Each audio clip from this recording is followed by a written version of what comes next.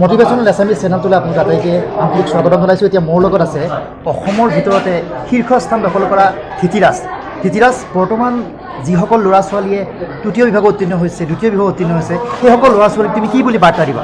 মই সেইসকল ছাত্ৰ ছাত্ৰীলৈ বাৰ্তা দিব বিচাৰিছোঁ যে তেওঁলোক আৰু আমাৰ মাজত কোনো পাৰ্থক্য নাই বুলি মই ভাবোঁ। আৰু তেওঁলোক আৰু আমাৰ মাজত পাৰ্থক্য এটাই যে তেওঁলোকে কষ্ট কম কৰিছিলে আৰু তেওঁলোকে যদি কষ্ট কৰিলেহেঁতেন নিশ্চয় ফল পাব। আৰু তেওঁলোকক মই নিৰুৎসাহিত নহ'বলৈ আহ্বান জনাইছোঁ।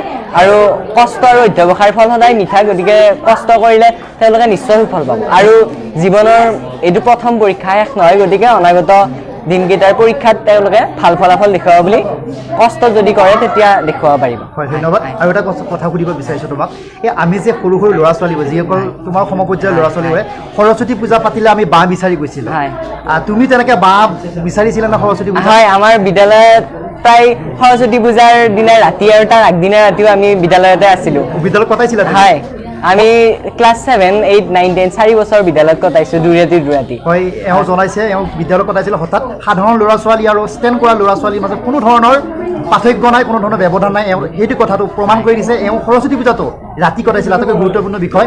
আৰু এটা কথা সুধো, তুমি কাৰোবাক জোকাই পাইছিলা নে এনেকৈ স্বীকৃতি দিয়া?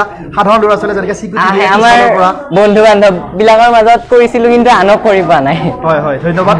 তোমাৰ উজ্জ্বল ভৱিষ্যত কামনা কৰিছোঁ। তোমাক দিবলৈ একো নাই, এষাৰে কথা কওঁ, আজিৰ সমাজখনত মানুহৰ খুব অভাৱ, গতিকে তুমি এজন প্ৰকৃত মানুহ হ'বা বুলি মই তোমাক অনুৰোধ জনালোঁ আৰু তাৰে কামনা কৰিছোঁ, অভিনন্দন জনালোঁ। ধন্যবাদ।